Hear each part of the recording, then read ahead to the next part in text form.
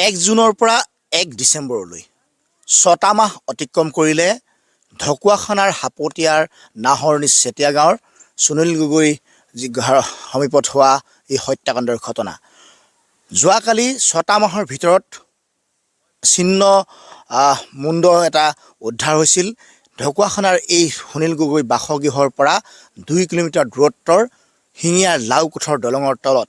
আৰু সেই লাওকোঠৰ দলঙৰ তলত উদ্ধাৰ হোৱা ছিন্ন মুণ্ডটোৰ আচলতে বস্তাৰ ভিতৰত পলিথিনেৰে মেৰুৱা অৱস্থাত আছিল আৰু মাছমৰীয়াই জাল নিক্ষেপ কৰাত সেই জালত লাগি আহিছিল সেই বস্তাটো। আৰু পৰৱৰ্তী সময়ত সেই বস্তাটো খুলি দিয়াৰ পিছত ওলাই পৰিছিল এটা ছিন্ন মুণ্ড আৰু ছিন্ন মুণ্ডটোৰ সৈতে এটা তাবিজ আৰু এডাল টুথব্ৰাছৰ লগতে এটা তেলৰ বটল তাত পোৱা গৈছিল। আৰু এটা কথা উল্লেখ কৰিব লাগিব যে ঢকুৱাখানাৰ সুনীল গগৈ যিহেতু নিৰুদ্দিষ্ট হোৱাৰ বা সুনীল গগৈ এই ঘটনাৰ লগত যিহেতু তেতিয়াৰ পৰা নিৰুদ্দিষ্ট, অসম আৰক্ষীয়ে পলাতক ঘোষণা কৰি ৰাখিছে। সমান্তৰালভাৱে আন এগৰাকী ব্যক্তিও নোহোৱা হৈ আছিল, সেয়া হ'ল সুনীল গগৈয়ে নিয়োগ কৰা যিগৰাকী আচলতে মিস্ত্ৰী জাহাংগীৰ। আৰু জাহাংগীৰৰ বা পৰিয়ালেও যিহেতু তেওঁৰ আচলতে মৃতদেহ হয়নে নহয় সেয়া কথা তেওঁলোকে নিশ্চিত হোৱা নাছিল। আৰু ঢকুৱাখানাৰ সেই লোমহৰ্ষক ঘটনাৰ 6টা মাহ অতিক্ৰম কৰিল। অসম আৰক্ষীয়ে বিভিন্ন সময়ত যিহেতু CID তদন্ত প্ৰক্ৰিয়া আগবঢ়াইছিল, অসম আৰক্ষীয়েও সুনীল গগৈ অৱস্থান বিভিন্ন সময়ত লাভ কৰা বুলি তেওঁলোকে দাবী কৰিব খোজে। সুনীল গগৈ অৱস্থান তেওঁলোকে বিভিন্ন স্থানত পোৱাৰ কথা উল্লেখ কৰে। কিন্তু যোৱাকালি যি আচলতে ছিন্ন মুণ্ড উদ্ধাৰ হ'ল, অসম আৰক্ষীৰ দলে তেওঁলোকে লখিমপুৰলৈ সেই ছিন্ন মুণ্ড লখিমপুৰলৈ লৈ গ'ল।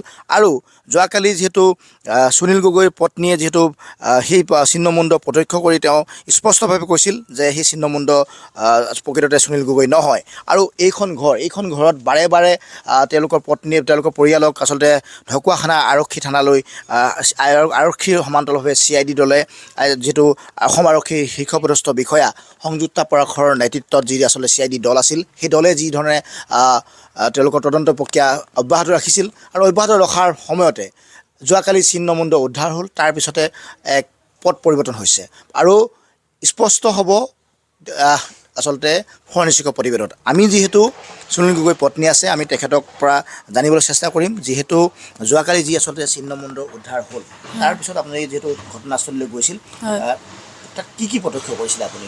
হয়, তাত আছে তাবিজ এটা আছে আৰু সৰু তেলৰ বটল এটা আছে, ব্ৰাছ এডাল আছে, কিন্তু মুণ্ডটো ধৰিব পৰা অৱস্থাত নাই, চিনাক্তকৰণ কৰিব পৰা নহয়।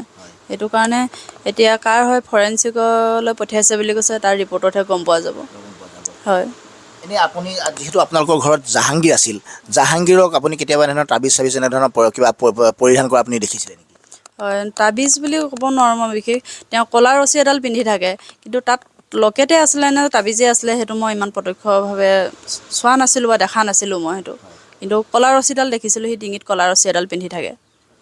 অসম আৰক্ষীৰ যি তদন্ত প্ৰক্ৰিয়া, অসম আৰক্ষীৰ যিহেতু তদন্ত প্ৰক্ৰিয়া যথেষ্ট CID তদন্ত প্ৰক্ৰিয়া ক্ষিপ্ৰতাৰে হ'ব লাগিছিল, সেই তদন্ত প্ৰক্ৰিয়া বৰ্তমান কিবা লেহেমীয়া হৈছে নেকি? বা এই তদন্ত প্ৰক্ৰিয়া আচলতে যি ধৰণে ক্ষিপ্ৰতৰ হ'ব লাগিছিল, বা আপোনাৰ স্বামী সম্ভেদ যে তেওঁলোকে বিভিন্ন স্থানত লাভ কৰাৰ কথা তেওঁলোকে তেওঁৰ অৱস্থিতিৰ কথা তেওঁলোকে উল্লেখ কৰিছিল, কিন্তু সেয়া বৰ্তমানলৈকে তেওঁ ক'ত আছে সেই কথা তেওঁলোকে অসম আৰক্ষীয়ে এতিয়াও ধৰক নিশ্চিত দিব পৰা নাই। আপুনি তাক লৈ কি ক'ব আচলতে?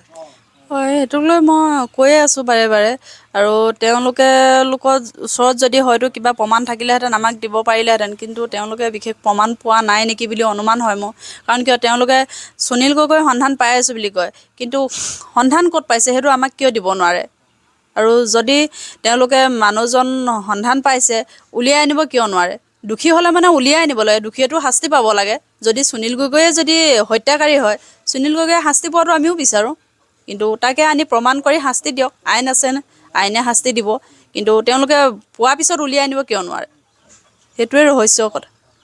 হয়, এইখন ঘৰ সুনীল গগৈ পত্নী ইতিমধ্যে উল্লেখ কৰিছে, তেখেতৰ যদিহে স্বামীয়ে যদি সেই হত্যাকাণ্ডত জড়িত আছিল তেনেহ'লে তেওঁক উচিত শাস্তি প্ৰদান কৰিব লাগে। আৰু এটা কথা গুৰুত্বপূৰ্ণ বিষয় যে এই ঘৰখনত যিসকল সদস্য বা সুনীল গগৈ পত্নী পুত্ৰ সমান্তৰালভাৱে তেওঁলোকক অসম আৰক্ষীয়ে বিভিন্ন সময়ত ঢকুৱাখানা আৰক্ষী থানাত বাৰম্বাৰ তদন্তৰ খাতিৰত তেওঁলোকক মাতি পঠাইছিল বা তদন্তৰ প্ৰক্ৰিয়া অব্যাহত ৰাখিছিল। তেওঁলোকক বিভিন্ন প্ৰশ্ন অৱতাৰণা কৰিছিল। সেই প্ৰশ্ন অৱতাৰণা কৰাৰ পিছত তেওঁলোকে তদন্ত প্ৰক্ৰিয়া আগবাঢ়িছিল কিন্তু অসম আৰক্ষী CID দলে বা সেই যিটো তদন্ত প্ৰক্ৰিয়া তেওঁলোকে চলাই গৈছে সেই তদন্ত প্ৰক্ৰিয়া তেওঁলোকে এটা কথা উল্লেখ কৰিব লাগিব যে তেওঁলোকে তদন্ত প্ৰক্ৰিয়া সেই আচলতে তেওঁৰ অৱস্থিতি সুনীল গগৈৰ অৱস্থিতি তেওঁলোকে অৰুণাচলৰ বিভিন্ন স্থানত পোৱা কথা তেওঁলোকে উল্লেখ কৰিব খোজে বা এনেধৰণৰ কথাও পোহৰলৈ আহিছিল কিন্তু যোৱাকালি যি আচলতে ছিন্নমুণ্ড উদ্ধাৰ হ'ল সেই ছিন্নমুণ্ড ইতিমধ্যে তেওঁ সুনীল গগৈৰ পত্নী ইতিমধ্যে তেওঁৰ স্বামী নহয় বুলি কৈছে কাৰণ তেওঁৰ স্বামীয়ে কোনো ধৰণৰ তাবিজ বা এনেধৰণৰ পৰিধান কৰা নাছিল কিন্তু তাৰ পৰিৱৰ্তে তেওঁ ইতিমধ্যে উল্লেখ কৰিছে যে যিগৰাকী আচলতে মিস্ত্ৰী আছিল সেই মিস্ত্ৰীগৰাকী শ্ৰমিকগৰাকী আছিল সেই শ্ৰমিকগৰাকী জাহাংগীৰক কিন্তু এডাল কলা ৰছী তেওঁ পৰিধান কৰাৰ কথা